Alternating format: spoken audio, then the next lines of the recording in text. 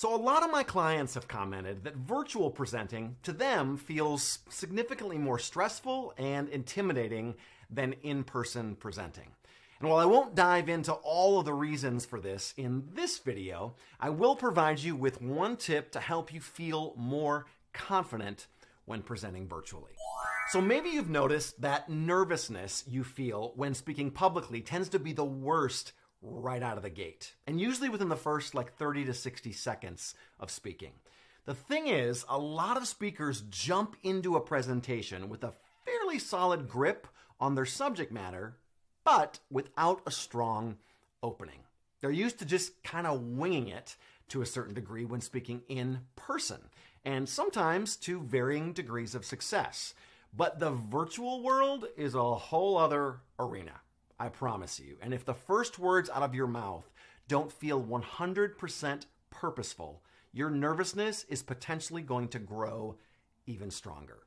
But there's an easy fix for this, and it's nailing your opening.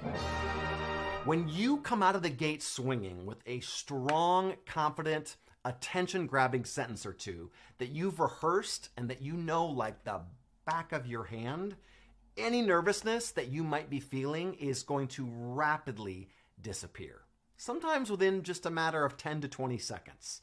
Now, in my online course, I dive deep into some of the specific ways in which you can nail the opening of your presentation.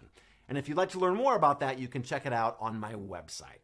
But in the meantime, resist the urge to rely on the casualness you may be bringing to your in-person presentations for your virtual presentations. It's going to start you off on the wrong foot, and you'll end up battling insecurity throughout your entire presentation.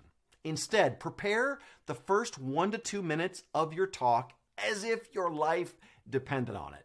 And then take notice of how it affects your overall confidence level when you're presenting. I'll see you next time.